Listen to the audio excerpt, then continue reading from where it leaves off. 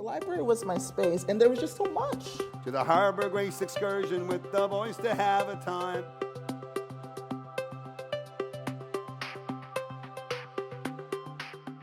But we'll start with Medea, and then we'll zoom out. You've described Medea as your gateway drug to the classics. Yeah, that's true. You're 16 years old. Yep. You go to the Almeida Theatre in London. Yes. You see a production of Medea. Yes, I do. There's a before and after Natalie. That's absolutely right. What happened? So my dad drove me from Birmingham, where I grew up, in the Midlands of England, down to London to see Diana Rigg play Medea. I know, because he had a crush on her, because he's not an idiot. Also, the whole car just went, ooh. I know, because, you know, and so it's the first, Medea's the first Greek play, or maybe the second that I'd read in Greek. So I was doing Greek at school by this point, and Latin, so I didn't have any lunch money, but I was, you know, really on top of all these plays. And I loved it straight away. I think you read things differently when you read them in another language, especially when you're not very good at that language yet. You do it really slowly, and it makes you think in a really different way. And so we drove down to London, and I went to this theatre, the Almeida, which it's little, you know, it's maybe 5-6 rows deep. It's not, so even if you weren't right at the front, you're basically at the front. And the back wall of the stage was like a solid sheet of aluminium.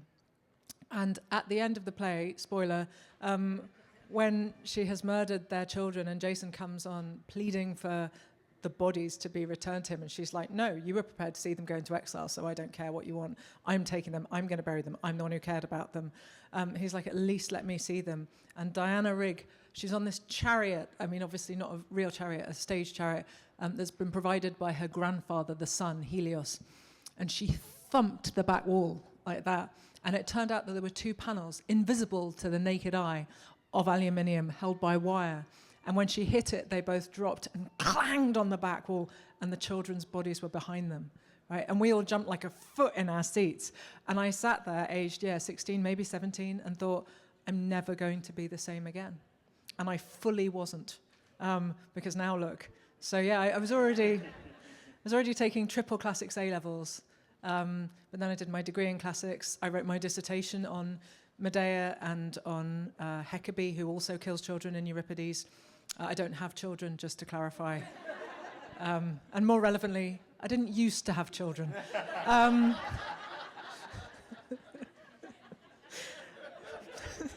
Really like making that joke. I really like the idea that everyone leaves the room going, yeah, about infanticide, yeah. Did she make jokes about it? Yeah, she did, yeah. Did people laugh? You don't get a lot of good infanticide jokes. That's Turns not. out. It's not You a only common need thing. one. I also appreciate that you said spoiler, as if you could spoil a 2,500-year-old Yeah, play. but it's a challenge, because every time, you know, you take on a myth, you're changing a myth, right? There are loads of different versions of Medea in antiquity. When Euripides' version was first performed in 431 BCE in Athens at the Dionysia, the theatre festival that they held there, it came third in competition out of 3. And within a year, it's the most performed play in Greece. And perhaps a good argument for the reason for that is that he innovated the story in a way people weren't expecting. So before him, there is no surviving to us version, although that's not a strong argument because most ancient literature is lost. There's no version that survives to us where Medea deliberately kills her children. And then his version is so extraordinary that everyone afterwards is in negotiations with that, really. But there's a scholiast, like an ancient literary critic, writing in Alexandria in the margins of an edition of Euripides' Medea, who says that when he's writing it, the Corinthians, the players set in Corinth, are so desperate to stop being blamed for killing Medea's children, because generally in the myth, up to that point, it appears the Corinthians have been responsible for it in a sort of lynching, that they bribed him. They sent him some huge sum of money, 5-10 talents, something like that, so he wouldn't do it. And I really love the idea that one of the greatest works of art to survive to us from antiquity might be that way, because he took a bung from the Corinthians.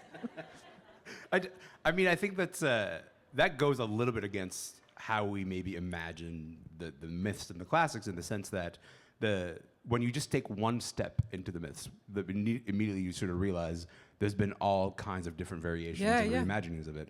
But from the outside of it, it feels like something that's kind of been fixed for some time. And I guess like the best example of this that I can think of is in Stone Blind, in your novel Stone Blind, you have a chapter that's from the perspective of a Nereid unnamed, right? You kind of go like, I'm not going to name this particular character. I don't need to. It's not significant, you know, that to give this person a name. It's just that it's okay to inhabit all of these characters. But do you need to give yourself permission to do that? Or do you kind of go, actually, there's already this history of permission? Yeah, I mean, the thing about the Nereids is that there are 50 Nereids, and in our ancient sources, there's well over 100 and something names. And like Hesiod lists all 50 in his poem, The Theogony, and then you get a whole different list in Pseudo-Apollodorus, and you get a whole different list, and you're like, oh, God. And I was properly at that point where I'm like, I'm going to choose this, I'm going to choose that, and I'm going to choose this, and I'm going to choose that. And I got to that chapter, and I'm like, right, I need a Nereid name. I'm like, oh, my God. And then I thought, oh, no, not, oh, my God, but more like, oh, is the right response. Because like, oh, if I think that, and I live here, you know, then other people definitely are like, how am I supposed to remember what they're all called? And I was like, oh, no, that would be, you know, the Nereids are always described in terms of a plural. They're always the 50 Nereids. And I was like, yeah, I'm just going to do it. And so she's really annoyed anyway. And the fact that nobody remembers her name just made it more gratifying. So, yeah, I haven't been swimming in the sea since I wrote that. I think it's probably for the best. We'll see.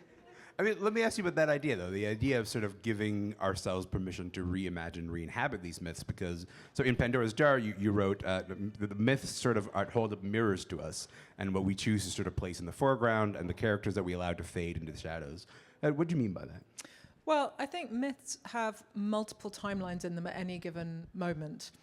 And each time, you know, you can't do this anymore because now when you go to the theatre, the lighting is all done with LEDs and programmed and things. But once upon a time when you went to the theatre, they used these transparent cells of different colours, right? And that's how you change the lighting on a stage. So you had a white light, and then you put a thin layer of cellophane, tinted cellophane in front of it, and then to change the colour again, you added another one, right?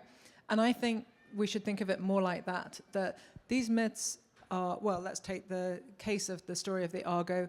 The earliest mention is in Homer or Hesiod, 8th, 7th century BCE, so well over 2,500 years old. But the story is set back in the Bronze Age, so you know, the late 13th century. They're the generation before the Trojan War.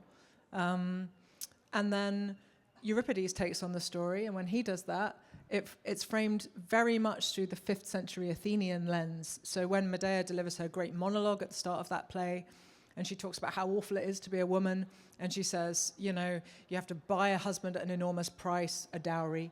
You know, if things don't work out, he can divorce you, but you can't divorce him. The life she's talking about is not her own life. It's not the life of a Bronze Age princess from Colchis, in modern-day Georgia. It's the life of a 5th century Athenian woman. And so when you look at that, that's another layer of colour tinting the story. It's like, okay, well, so this most articulate, most extraordinary speech actually is full of 5th century Athenian social observation. And then I would go back and read that in Greek, because obviously, big nerd. But if you're reading a translation of it, then the time in which it's translated is also going to, you know, as the translator is writing it, you get a lot of open access ones, which is brilliant online, but often they're 100 and 150 years old. And they betray the time that they were written in, which isn't necessarily a bad thing. But if you were looking at something like Ovid, who's very direct and articulate about sexual assault in the Metamorphoses, you'll find it tremendously, you know, euphemized in translations of Ovid that are 100 years old, because, you know, men, and it was only posh white men in basically the UK or Germany at that point, they didn't think about women in a more complex way, or indeed about young men in a more complex way. So you get a very skewed thing. So when I take on a myth, I'm trying to strip away some of the prejudice of now, except my own, obviously, and I'm trying to go, okay, well, I'm looking at this story with the Bronze Age, the Homeric Age, the Euripidean Age, the Ovidian Age, and then, you know, I'm coming at it with my values and my prejudices, and so it's all those different things. And the version of the myth that I'm showing to you will, I hope, be something which allows you to see the Bronze Age differently and ancient Greece differently, but also allows you to see yourself differently. I think a part of that becomes not an argument, shall we say, but the presentation of a worldview that has been sort of deliberately erased. So you've sort of, it's you, Pat Barker, Madeline Miller, you are a part of a generation of people who are retelling these myths in a way that says, actually, there's been a lot of deliberate rewriting of women out of these myths. In some cases, we're rewriting them back into this. I just want you to name names. Who are the people? Who are the fucking people? Who are the people? Like, Hawthorne comes to mind, but who else? Oh who my God. Yeah. He Get makes in there. Hesiod look like a feminist. Hawthorne, I would happily and it's especially problematic when they're versions for children, because I think the version that we read as a child, we often end up thinking is authoritative, because when you're a child, and I know this will come as news to people with children, you tend to think that the things adults tell you are true, and that, books are true, and it's only later that you gain that kind of, wait a minute, but this isn't the same as this. And I have to have these conversations with my nieces where they're like, oh yeah, in the story, this is this. Even if it's not something weighted morally. Cerberus, if you prefer, has 3 heads. And I'm like, well, not always. In Hesiod, he's got 100. And they're like, it's not wrong, it's just different, it's okay. And so it's amazing how these things change. And I wrote about it a lot in Pandora, that a lot of it is dependent on translation, because Pandora is she gets so badly treated by translations, where in Hesiod she is called a kalon kakon, a good bad, or a beautiful ugly.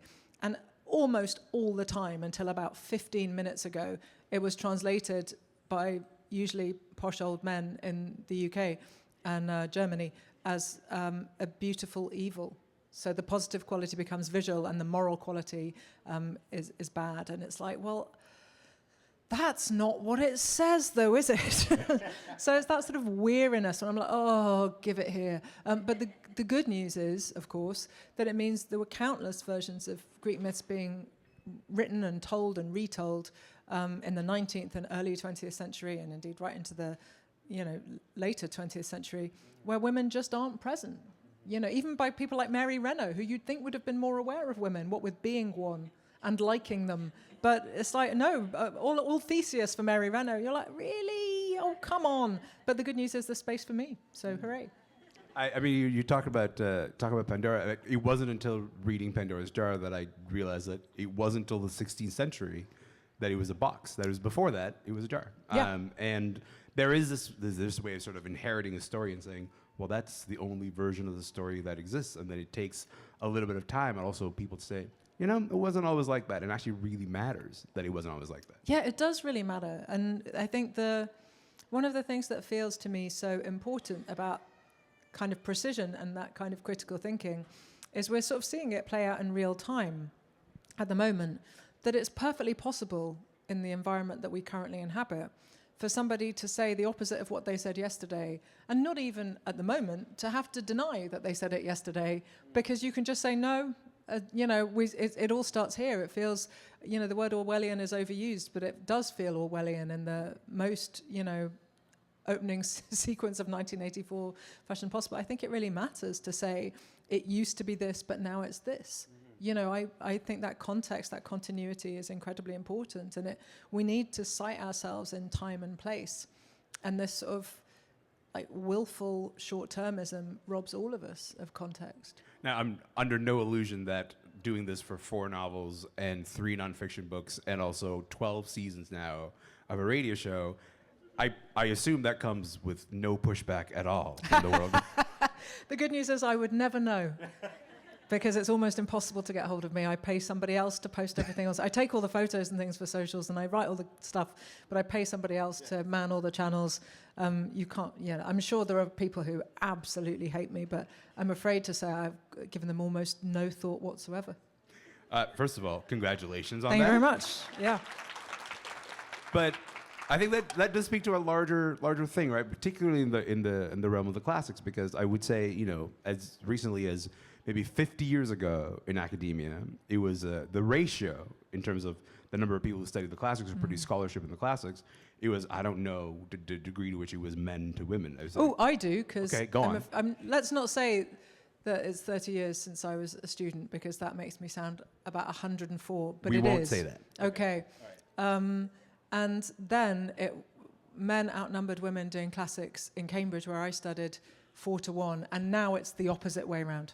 There has been a total reversal in that, and it's because in the 90s when I was there, how is that even? Never mind. Just like, what? The when?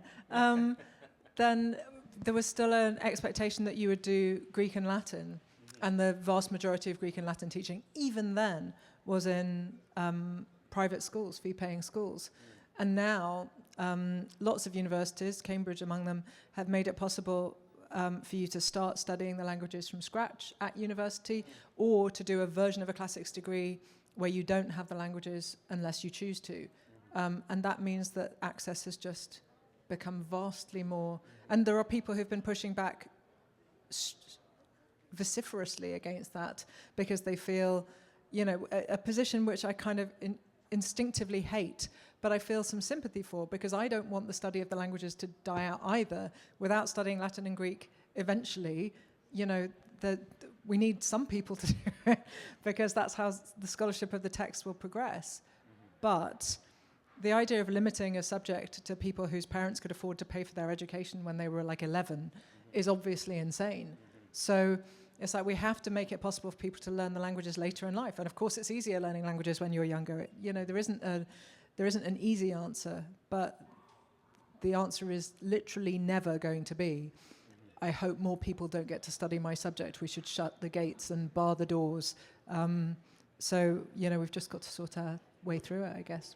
I want to ask you about translation in just a moment, but the thing that you just said there is interesting to me, the idea that this ratio is flipped, because even that doesn't feel like an accident, because it's also has kind of come at the same time as a moment of using the classics and using these myths to actually explore and map onto modern misogyny. And that doesn't feel to me like a surprise, right?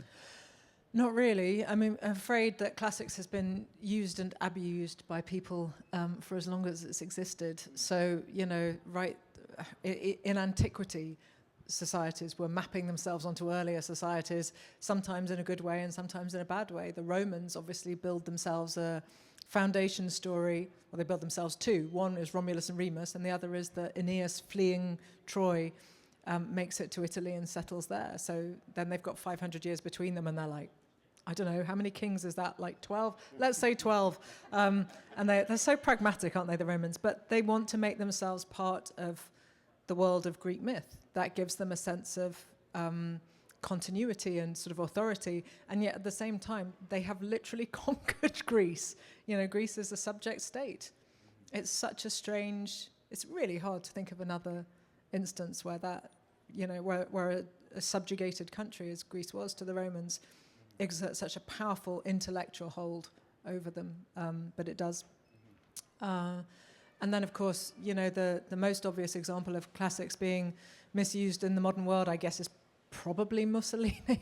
It's like probably Hitler. It's the fetishization of Sparta and this sort of hyper-masculine, hyper-militarized, fascistic worldview. Mussolini was very keen, obviously, on ancient Rome for its very fascistic worldview.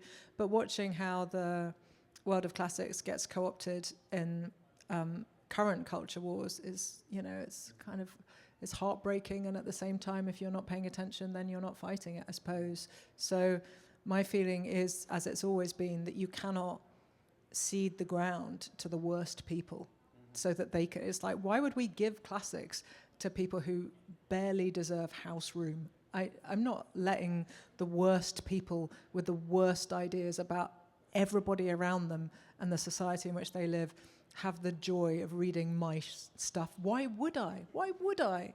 They don't get to have Ovid and the rest of us get pushed out. No, I forbid it. I veto. What? Yes, no, of course.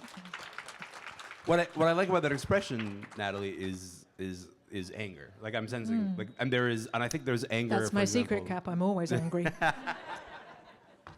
All right. There's I think, like, when you read the essay about Medusa in Pandora's Jar, there's anger there. There's it's anger. a rage-filled essay. Yeah. There's a rage to there's a rage you feel to the way that Medusa's story's been reduced to something that is just not there, and then that rage ends up becoming Stone Blind. It's exactly what happened. And generally, when I was writing Pandora, each chapter in that book is about 9,000-10,000 words.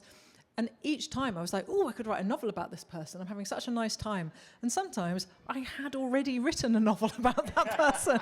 And I was like, oh, but I could write a different... And when I got to Medusa's chapter, I was just so angry about everything that happens to... I'm like, oh my God, I'm angry about everything that happens to you in your myth. And then I'm angry about everything that happens to your myth. And I wasn't even a tiny bit less cross when I finished writing that chapter as I was at the start. And generally, the act of writing 9,000 words would sort of, have a faintly calming effect, like the entire way. And at the end of it, I was like, I'm still really... I remember being at a book festival with Philippa Perry. Do you know who I mean? The agony aunt, brilliant, glorious human being. And she said, what are you working on? I'm like, I've been writing this thing about Medusa. And she just sat there and went, I don't know what's going to happen when you find out about modern misogyny. It was like, and another. She's like, that book really does, Stone Blind really does come from a place of thinking, I'm too angry to put this subject down. But I think, rage is a good motivating factor. I think of all the things that, so I like to think when I'm actually writing, I'm there thinking about the emotion of it and the, intellectualizing the, problems of it and things like that. But part of me is obviously also going, I am filled with burning rage. And I think that's healthy. Yeah. I 100% agree. I think there's... I want to talk a little bit about the progression. I'm working my way to get into Medea and getting to this book. And what's great about this is I'm looking at Elspeth, who's a keeper of time, and she's like, Elamin, you don't have that much time. And you know what, Elspeth, it's fine. We're not worried about it. So we go Jocassa's Children, 1,000 Ships. We go Stone Blind, and then we arrive here. Yeah. Medea is your gateway drug, as we talked about. Yes, but she it took is. you a minute to work up to getting here. Yeah, that's true. And also, you, like all the cool people do, longhand translated your own Medea from the Greek into your own notebook. So this was clearly like something you had to sort of, feel like, okay, now I'm ready to do this. Yeah, normally I start a book, I'm like, okay, well, I'm late. I'm late all the time with everything. So I'm like, oh, deadline. So normally I sit down and I'm like, right, better start. And it's all right. And then with No Friend, I kind of sat at my desk and thought, I wonder how this starts. And generally, if you don't know that, the answer is because you didn't do enough research yet. But I literally wrote my dissertation on this play. I've probably seen 25, 30 productions of it over the years. I've seen it in English, I've seen it in Dutch, I've seen it in Greek, I've seen it in Japanese. And I'm like, how am I not ready? And I thought, do you know, I'm going to sit there and I'm going to translate the play. I'm just going to translate the play like I would have done when I was at college. Longhand notebook, just think about the text, think about the Greek really deeply. It'll take me a couple of weeks because I'm incredibly slow even now at translating Greek. It took you a couple of weeks and that's slow? Yeah. I think that's not bad. I've got a deadline. And I was still really near the beginning. And the play begins with, and I kind of knew that I love the play so much, and I didn't want to try and write a version of the play. But the joy and the horror of the play, in many ways, is that it's a single day, right? It's one day in her life, like most Greek tragedies, almost all of them. All the action takes place in a day. And I thought, I need to go into the play so I can work out how I'm going to fit the rest of her life around the worst day, And the play begins with the nurse to Medea and Jason's children saying that, Medea is lying prostrate on the ground and she's turned her face to the wall and she won't talk to anybody and it's all terrible. And then the tutor and the children arrive on stage and the tutor's like, how are things? And she's like, really awful. And he's like, they're about to get much worse. She's like, And the tutor says, oh yeah, Creon, the king of Corinth, is about to banish Medea and her children because Jason, their father, is about to marry his daughter. And the nurse says, that can't be true. I can see why Jason would let Medea be banished because, he's interested in someone else now, so, that happens. But not his children. He's not going to let his children just be thrown out into the street. And the tutor says, old loves are banished by new loves. That man is no friend to this house. And I was like, bingo! I'm having that. But yeah, there were bits of the play that I thought I would be able to use in my book, and then when I got there, I was like, oh no, this doesn't fit at all in a novel. That doesn't, you've got her inner life, and obviously a play is all about what you say and what you do. It's not about what you think. The only way we know about what a character thinks is when they give us a monologue, and then do you trust them, or is it a performance? Is she performing to the chorus? They're still on stage. So this book is kind of, the first chunk owes a great deal to Apollonius of Rhodes's Argonautica, which luckily I had also read at college. And there's a bit of Pindar and a bit of Hesiod and various other things in play. And then I wanted to look at the Euripides and what might be different and what might be the same. But there were scenes writing this book that all the way through I was looking forward to. And I was like, what's going to be great? I'm about to spoiler something in a negative way for you by telling you it's not there, if you see what I mean. I was like, what's going to be great is when I get to do the scene with Talos, the big bronze giant from the 1963 Jason and the Argonauts movie. This is going to be so cool. Because in the movie, Jason kills the bronze giant with the help of the goddess Hera, obviously on a black man, proving that even though she's made of wood, still sexy. And in Apollonius of Rhodes's Argonautica, it is Medea, inevitably, who does it. But of course, the time of Apollonius of Rhodes, Hellenistic Alexandria, was much less sexist than 1963. So she was allowed to do it there, but not so much in the 1960s. And I was like, this is going to be great. I'm finally going to get to write my version of the scene where Medea comes in. And then I got to that bit of the book, and I was looking forward to it so much. And I'm like, today is going to fit. Oh, it doesn't fit. And I was just like, oh. I still feel a bit like, but he didn't fit in the book.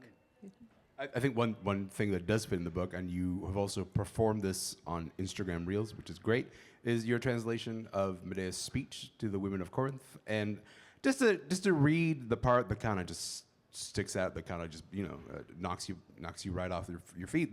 They say we live a life at home without danger while they do battle with spears. Those fools. I would prefer to stand 3 times behind a shield than give birth once. Boom. See, Euripides knows. Euripides knows. But this is, it's one of the most quoted lines in Greek tragedy, and rightly so, because it is something utterly extraordinary. This speech is properly, when I say it's ahead of its time, what I mean is it was written in 431 BCE, and 110 years ago it was still being read at suffrage meetings, because nobody in the intervening 2,500 years had found a better way of explaining what women's lives were like under an extreme patriarchy like 5th century Athens. And the thing that many things about this play make me genuinely almost lost for words. One is that somehow we always know who Medea is, even though we can never see her on her own, right? So she's always talking to somebody else, the nurse, the tutor, Jason, Creon, Aegeus, the chorus. And she changes every time someone else is on stage, right? Every single time we see a different side of her. And sometimes she makes us really aware of that. And she literally says, after Creon leaves the stage, she's like, I would never have sucked up to him if I didn't have to. And we're like, yeah, I know. And you think, well, how do you know? It's like, because we know who she is really. How? I don't know. I've been thinking about this play for 30 years. I still don't really know how he does it. It's a masterpiece. And the other thing is that somehow Euripides, who was a member of a high social class in 5th century Athens, part of the upper classes, that's how he has time to write, obviously, because he hasn't got to go and do a proper job. And his wife would have lived a life exactly as Medea describes hers, a cloistered existence where you never spoke to any men you weren't related to, ever. You were accompanied when you went out of the house by a chaperone, servants, or your husband, or your son, or your father, maybe a brother. And he would never have been, the idea that he would have been present at the birth of his children is just incredibly unlikely. Women would give birth with other women, with midwives, particularly at the upper end of the social spectrum. And somehow there's Euripides 2,500 years ago explicitly heroizing childbirth. And it's like, well, in numerical terms, the character is completely right. You know, when girls were being married at the age of 12 or 13 in Athens, and they were, then dying in childbirth was incredibly common. Roughly a third of people didn't make it to adulthood in antiquity. And the reasons essentially are not, you know, just childhood illness. It's because when they turn into young, very young teenagers, girls start giving birth and boys start fighting in wars. And it culls both genders pretty well equally. And what's so extraordinary is that Euripides just thinks in those terms. And this character's monologue, you know, it's written by a man, it was performed by a man, because obviously he was wearing a mask, it's masked theatre, and the audience at the Dionysia was very probably just men. And sometimes I think about that audience that day. You know, generally when people say, if you had a time machine, when would you go back to? And the answer is, nowhere. I like medicine and the vote. But if it was like a very short return trip, I would like to have seen the faces of those men and is that my wife? Is my wife? Is that why it came third? I don't know, but it's an extraordinary thought. He does it again in the Phoenicide, the Phoenician women, which is hardly ever performed, where his version of Jocasta is talking about having had Oedipus taken away from her when he's a baby, he's just 3 days old, and she says of Oedipus's adoptive mother, "She nursed the child my labour pains produced," and you're like, you live in a bit of society that used wet nurses. How could you possibly have known? Was your wife extraordinary? Was your mother extraordinary? How did you know that her body would respond in that really intimate, physical way to a child being taken from her? How did you know that you should care about this? You know, roughly contemporaneous with Euripides is a man named Ischomachus, who appears in Xenophon's Economicus, which I simply can't recommend because it's very boring.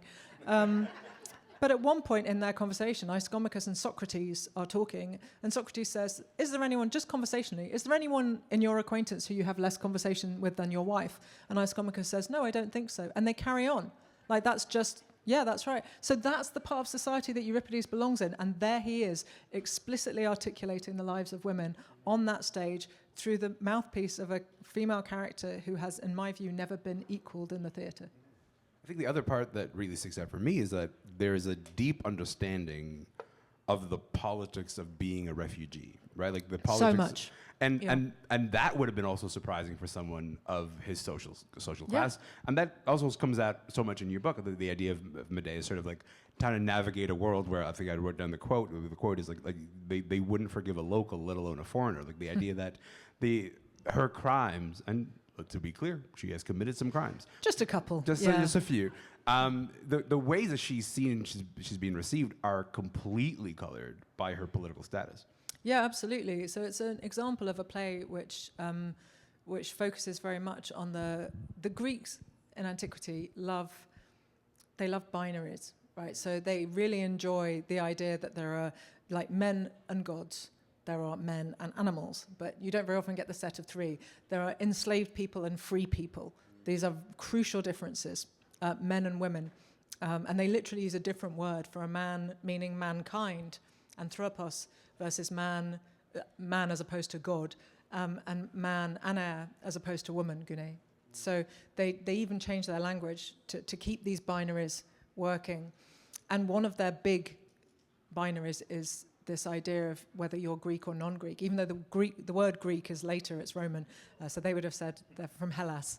Graiki is a Roman word, inevitably. But so Medea is a barbarian, and the word barbarian, of course, comes to us from the Latin, which comes to us from the Greek, because when the Athenians heard non-Greeks speaking a different language from Greek, all they could hear was bar, bar, bar. And that's where the word barbarian comes from. That's why it has that repetition in it, and the Romans even more so. So it's a colonial word, right? It's a word which says, I don't have to understand what those people say because they'll make the effort to understand me, right? And so Medea is a barbarian as they perceive her. And Euripides' portrait of her is incredibly influential in the way we look at those kind of exoticizing portraits. And if you look at, there's an incredible vase painting in Cleveland, which is why one of the reasons why Cleveland was on my US book tour, because I wanted to go back and see it again. of Medea. This is a 4th century vase, I think, and it's a depiction of the final scene of the Euripides play. And the Medea on the chariot, and she's surrounded by a sort of halo effect sun to convey that it's the sun's chariot, Helios's chariot. And she is so ornately dressed. She's got this very, very ornate sort of headpiece, and she's got very ornate clothes. You could never mistake her for a Greek. She's absolutely, as the young people would say, coded barbarian, right? We're meant to see it in those terms. And so I don't think I'd realized, when I was studying this play, so long ago, the conversation was a lot about the other, the foreigner, the outsider. But I don't think, as I remember it, that we talked very much about refugees. Writing this now, a perfect example to answer your earlier question at last, about how the narrative changes when I write it or when someone else writes it. I didn't know, I don't think, when I sold the idea of this book, that it would have such a strong refugee strand through it. But it ended up with it because, Medea is an incredibly complex refugee. She is both an incredibly moral and an incredibly immoral person. She's incredibly kind in some ways and incredibly dangerous in others. She is violent and useful and exploitative and exploited. And it's like, imagine if a refugee was complicated like a person, then what would we have?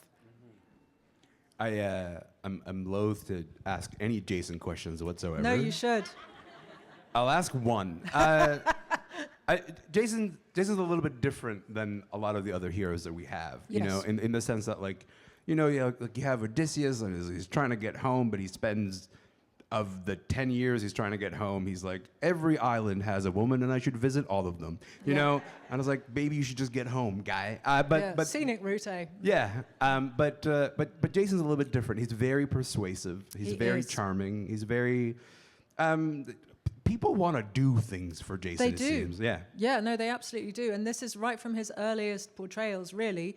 The very earliest mention that we have of him, depending on how you comparatively date your Homer and Hesiod, is in the Odyssey, where Circe is telling Odysseus, who's come back to Aea, where she lives, after going to the underworld in his constant striving to get home. I'm not saying she's bored of seeing him, but I am saying her opening words are, when you leave. And she says, you'll have to go through the Wandering Rocks, because you can't go the other way. Or rather, you have to go past Scylla and Charybdis. You can't go through the Wandering Rocks because only the Argo, Passimelusa, she calls it, the Argo, loved by everyone, made it through there, and that's with Jason as the captain and Hera helping him. So Jason is always looked after by Hera and by Athene. In every source, he's getting constant help from goddesses. And he's always persuasive in Pindar, so this is 461, 462, so 30 years before the Euripides. He's an incredibly persuasive man. He has winged words or honeyed words or soft words. His category of heroism is not being the most masculine person. I guess that's probably Achilles, a generation later in the Trojan War. He's not the cleverest. That's probably Odysseus, in spite of my misgivings. Again, a generation later in the Trojan War. He's not the most pitiful crybaby. That would be Agamemnon, obviously. A generation later. What he is the most persuasive. He is the one who can make a ship full of demigods and heroes pull the same direction. When they all get together at the beginning of Apollonius of Rhodes, they're like, who should be our captain? And Hercules, if you prefer his Disney name, is there. And they go, it should be Heracles. And he's like, no, it should be Jason. He's the one who got us together. And Jason's like, oh, okay, I'll be captain. And there are times when he's like, oh, I'm doing a terrible job of being captain. I don't know how you can all cope with me when I'm so awful. And they're like, no, you're great. And you're like, are you at my school? But it works, he's incredibly persuasive and people do what he wants. And the bit in Apollonius where 3 goddesses get together to persuade Eros that he should shoot Medea with an arrow so that she falls in love with Jason, you're like, not only does this seem like slight overkill in terms of number of gods involved, but also it seems like slight overkill because all women he's met in this poem have done everything he wants. They immediately fall in love with him. They just fall in love with him. But, I'm not saying everyone has known that kind of man. but everyone has known one of those men, even if they're only on the kind of periphery of your friend group, where, people just do what they want. Either they're very good looking, or they're very charismatic, or they're just charming, or all of the above. And, we've all come to ruination for the love of such a man, I fear. I'll also ask you one question about Chrysomelis, your Go golden for it. ram. It's a hard time. First of all, I've always understood the golden fleece as a fleece. Yeah. It's fucking I tried not. so hard to make it a fleece. You I can't ruined my tell you. life, by the way. This is the first. I really like sheep, and I'm so vegetarian. You couldn't tell from the book. I know. It's the first time in every one of my other books when anything gets sacrificed, it's never a sheep, because I like them. Do you want to talk about that scene? Because it's genuinely harrowing. It's one of the hardest things I've had to read. Thank you. It was really, really upsetting. And because it's not, I tried, and when I didn't trust my own Greek, I contacted the Regius Professor of Greek at Cambridge University and said, "Is it definitely a sheepskin and not a fleece?" And he's like, "Yes." I'm like, "Okay, thank you for your help, Professor." So I'm like, okay, well then, the golden ram from which the fleece comes cannot survive the experience of becoming the fleece. It isn't a fleece, it's a sheepskin. Derma is the word in Greek from which we get dermatology, etc. And I'm like, and so there's two scenes, 2 chapters. You can tell how much I think about it as a performance when I'm writing it. I still think of them in scenes even now. From the perspective of Theophany, who is the mother of Chrysomelos, the golden ram.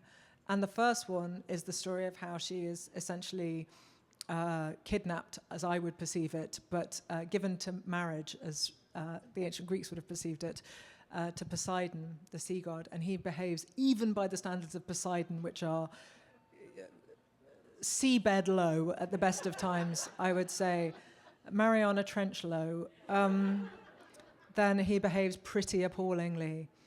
And then, of course, her beautiful golden ram is taken from her and inevitably becomes the less beautiful to my eyes and thought golden fleece. And the chapter where she talks about that, it's not particularly long. It's a very angry chapter, but it's a short one. But when we do the audiobook, I read the books. I've read them since Ships. So I've done all the ones since then.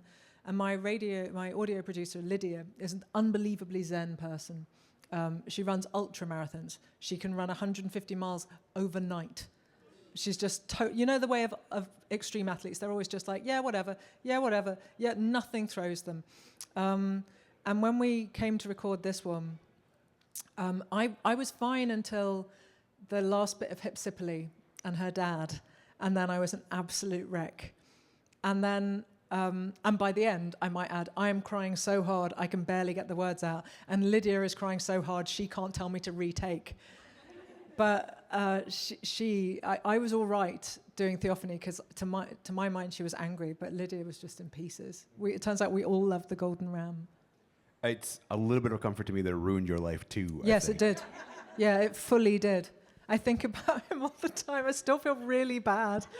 And I'm going to go back to all sheep are safe in this book system from now on. But like when Steven Spielberg never kills children in his films. Yeah. And so they're always they're a safe thing to love in his films, although they're often not very lovable. But yeah, I honestly always believed that sheep would be safe with me. I feel so bad. Okay, I'm going to turn it over to you guys in just a moment. So start thinking about the questions that you might have. Natalie, I'm a big Taylor Swift fan. Quite right too. Same. And I was gonna not ask you a Taylor Swift question. Please. And then I was like, I don't think I'm made that way. I just got to do it. But I have a policy. I have a 9-year-old. And we have a policy in the car that any song that comes on at any point, if I go through the process of putting a song on in the car, she can at any point go, "Hey, what's this song about?" And I got to hit pause and go, "All right, here's the best explanation of what the song's about." And sometimes that has landed me in trouble. But one of the times where I've been thinking about it a lot is the Taylor Swift song Cassandra came on. And my daughter was like, "What's this song about?" And I was like, "Boy, how long do you have?" Yeah. But also, as I was sort of giving my awful explanation of the Cassandra story, I also was kind of becoming aware of the idea that we kind of walk around all the time with this level of comfort that myths are not alive in our immediate daily life. And then they just kind of pop in here and there. Yeah. Stories that are thousands of years old, and they just kind of find a way into your day when you kind of least expect it. Does that surprise you? Not even a tiny bit. I think that sense of Cassandra is absolutely the Greek myth character of the moment, in my view. That sense where you're like, please don't do this because if we do this, then if I had to pick a meme for the current, it would be this. Like it's, you know, the late 80s, early 90s, and you're advertising headache medication. That's my default settings. But yeah, I mean, it's when Ships came out, which was I'm going to say 19, and I think that's true. I remember being interviewed by somebody whose name I can't remember because I'm incredibly unreliable about names unless they're in Greek. I see also dates. So I'm not even protecting him, I just can't remember his name. And he said, isn't it a bit anachronistic to, you know, what's the relevance of the Trojan War now? And isn't it anachronistic to make it all about the women? And I was like, dude, imagine living a life of such unimaginable privilege that war is in the past is a statement you can sincerely make. Point the first. And point the second, is it anachronistic to put women at the center of our narratives of war? Because here's the thing, Euripides wrote 8 tragedies that survive to us about the Trojan War, and 7 of them have women as the title characters. So if it is anachronistic, you should probably tell Euripides, because he didn't get your memo. I'm like, just incredible. But, you know, of course Taylor knows. Yeah. Taylor's always going to know. Yeah. I completely agree.